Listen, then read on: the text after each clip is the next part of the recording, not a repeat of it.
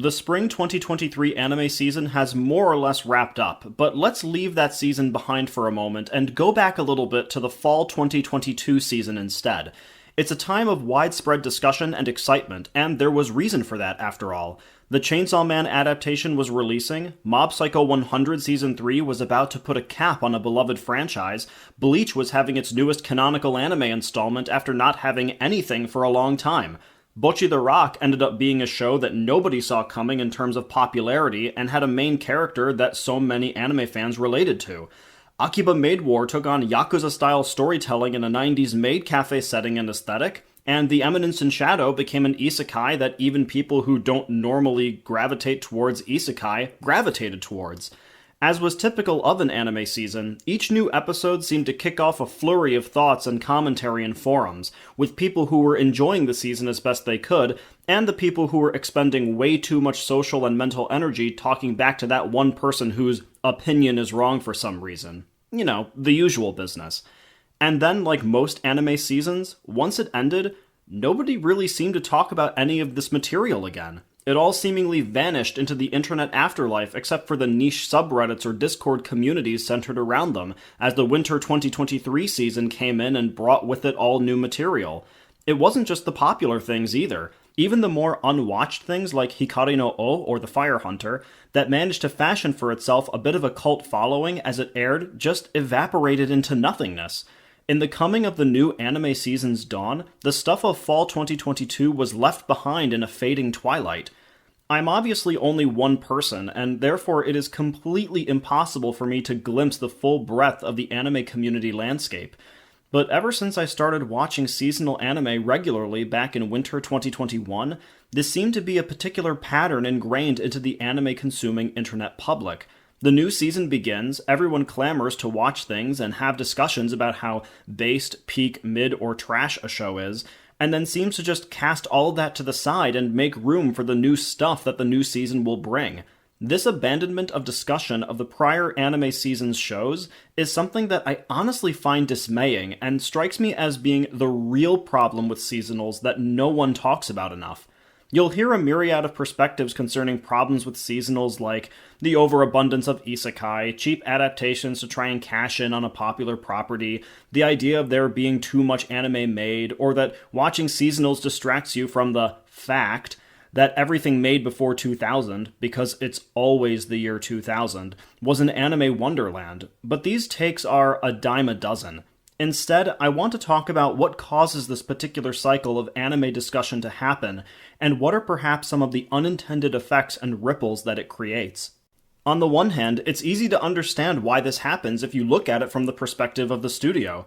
Entertainment is, more than anything else, an attention game, and with so many anime that are released in a given season, regardless of whether the shows are sequels, originals, or new adaptations of manga, light novels, or mixed media projects, every studio wants to have their work be the center of the conversation.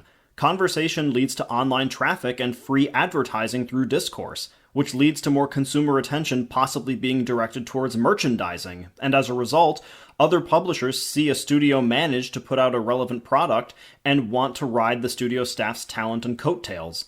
But the problem is that, eventually, the enthusiasm will inevitably die down to some degree as a result of the show finishing. This, subsequently, raises the issue of needing to drum up enthusiasm for whatever the studio produces next. Studios as entities are always looking ahead out of necessity for their continued business. As a result, once a show is done, a studio is incentivized to place their fuller attention on the new thing that's releasing so that it can gain a following of its own and try to help recoup the cost of production. The effect of that is that we as consumers are hit with the newer, delicious possibilities of what the new season's dawning will bring. Now, for the great majority of anime viewers who try to keep themselves up to date on what's happening, myself included, there's only so much that can be seen at any time, so when the new lineup for the coming months unveils itself, we are left to parse out what we believe to be the possible diamonds in the rough, the possible treasures from all the flotsam and jetsam. I do not mean to frame this as saying that anticipation or getting excited for something that's going to air soon is bad, because it isn't. We should absolutely have things that we look forward to, keep up with news pertaining to industry matters, external and internal, and also be receptive to when people talk about a show that you might have ignored at the start of the season, but then decide it might be worth seeing after all. Rather, it's the idea of focusing so much attention on the future arriving that, once the future arrives, the immediate past is something to be left behind in the old toy box. Without the ability, time, or attention to process the anime season's content that just finished, even things that were beloved in the moment are discarded as yesterday's news. The effect is that the anime community develops a bit of a short-term memory problem. Let's actually just take anime from 2021 onwards to use as examples to highlight just how prevalent this is.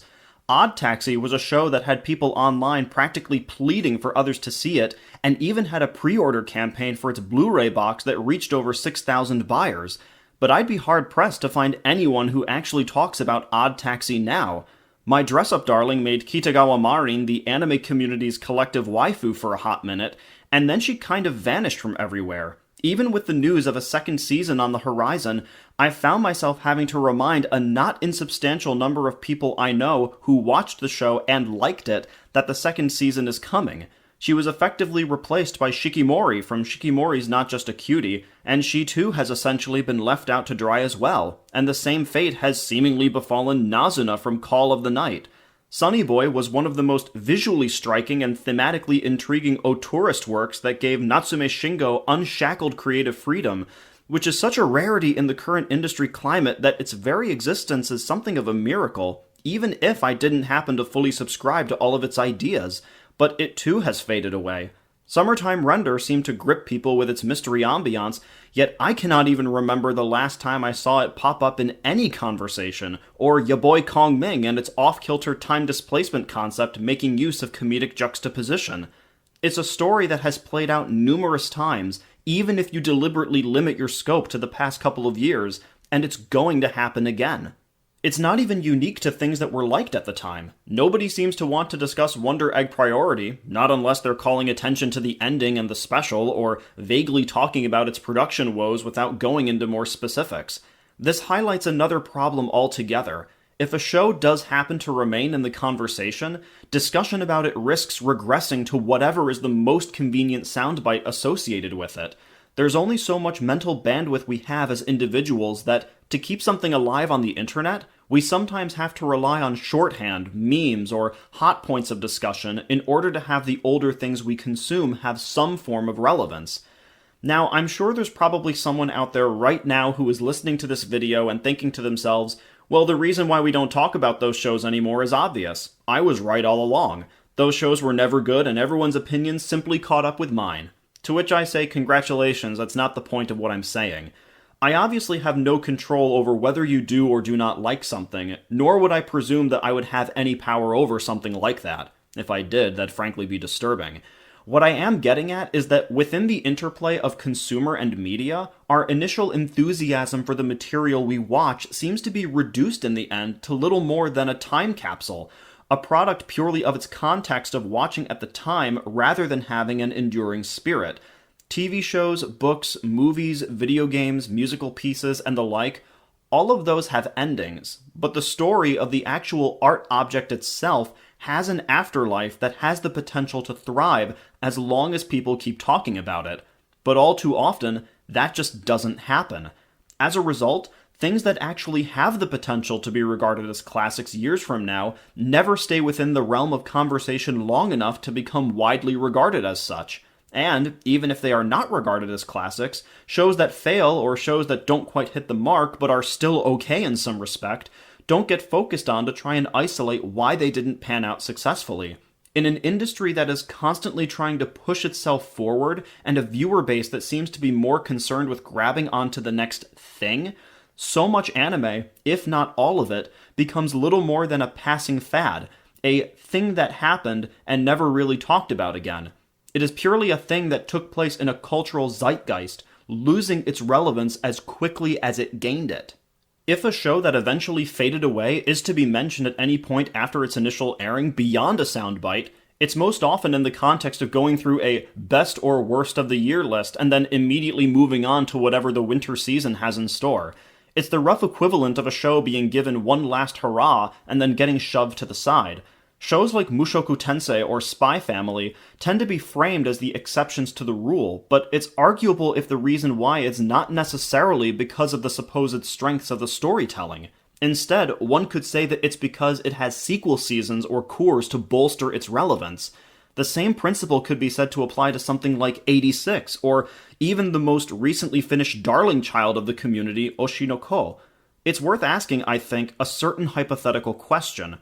If, for instance, none of these shows got any seasons beyond their first, what is the extent to which they would be held up as objects of discussion?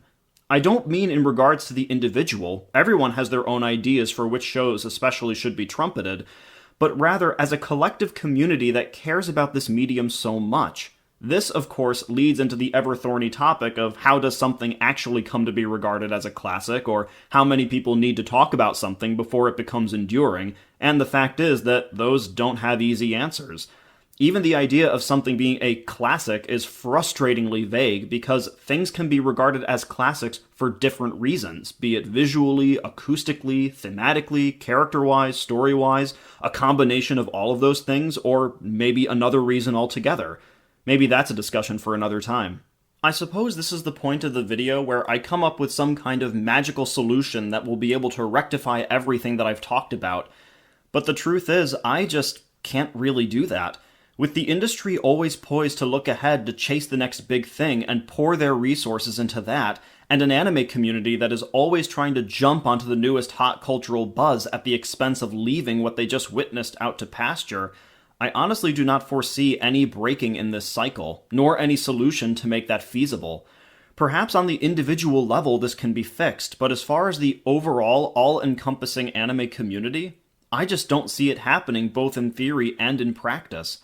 Does this mean that I'm trying to actively dissuade you from watching seasonals? Good heavens, no. Seeing what comes out now does have its uses. It keeps you more attuned to the current state of the industry, both as a business for capital and for trying to understand why fans would gravitate towards certain things and not others. It's a way of keeping the finger on the pulse of the way things are in the here and now, and it's important to have an eye and an ear in the present.